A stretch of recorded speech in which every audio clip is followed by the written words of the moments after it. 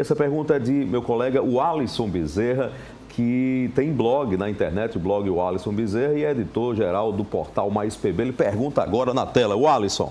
Boa noite, Heron. Boa noite ao senador veneziano Vital do Rego. Senador, minha pergunta é sobre política. O senhor faz parte de um grupo da oposição que reúne desde a direita ligada a Bolsonaro, que passa por Valber Virgulino, Cabo Gilberto, Marcelo Quiroga, a setores da esquerda, a exemplo do ex-governador Ricardo Coutinho, com quem o senhor foi aliado em 2022. Para a eleição de 2026, caso a cabeça da chapa majoritária, já que o senhor é candidato, diz que pretende ser candidato à reeleição, se eventualmente nessa chapa da oposição, se essa chapa que for construída pela oposição, na cabeça de chapa, estiver um candidato mais voltado para o bolsonarismo, o senhor acha que é possível, o senhor se sentirá confortável de estar nessa chapa, já que nacionalmente o senhor se apresenta como uma das principais lideranças ligadas ao presidente Lula?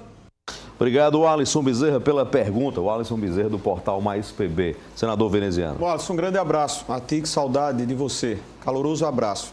Eu até, inclusive, hoje participava de outro momento como esse, em rádio, e respondia. Até, naturalmente, é uma pergunta que vai sendo renovada. E o que eu disse, muito sinceramente, você tem que dividi-la em duas partes. Se você perguntar se as oposições no Estado, resguardadas as posições nossas em nível nacional, todo mundo sabe quais são as minhas posições.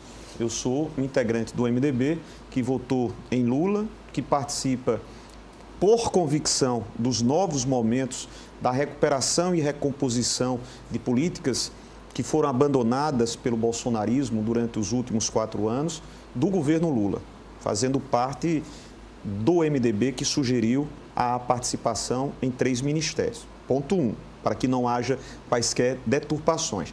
Se você questiona se todos juntos estariam mais fortes para a disputa ao governo, sim, óbvio. Que engenharia se permitirá fazê-la? Essa é a grande dificuldade. Essa é a grande dificuldade. Nós que integramos o grupo que votou no segundo turno, no meu caso, porque disputei o governo não passando para o segundo turno, juntando-me ao discurso e aos posicionamentos de oposição no candidato nosso, Pedro Cunha Lima, que não alçou a condição de governador por 50 mil votos, portanto, tendo uma extraordinária atuação e desempenho. Esse grupo tem, pelo menos a preço de hoje, 2 dessas opções. Ele próprio, Pedro, e o senador Efraim.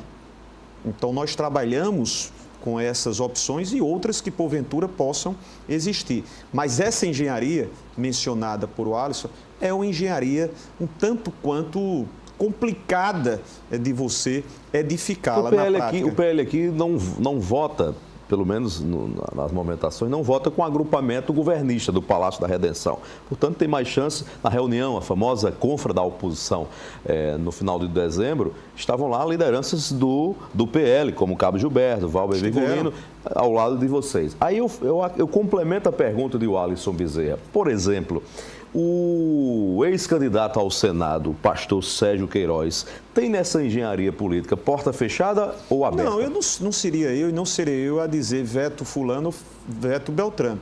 Eu apenas Mas coloco... dá para conviver?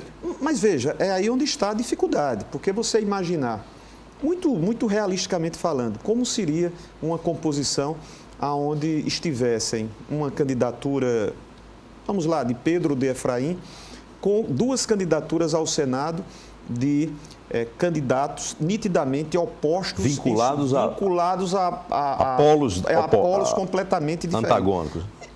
É um ponto a se discutir lá na frente. Acho um tanto quanto difícil, delicado, é um engenho muito complicado de se fazer. Né? Porque eu nem tenho a pretensão de convencer a quem não pode fugir da bolha, com o respeito devido. Quando eu digo fugir da bolha, são aqueles que, ao fazerem essa defesa da direita ou da extrema-direita, sabem que não podem mudar a vírgula de uma posição para outra, porque serão fatalmente fulminados. Quem ousou em fazê-los terminou por sofrer com a segregação da bolha.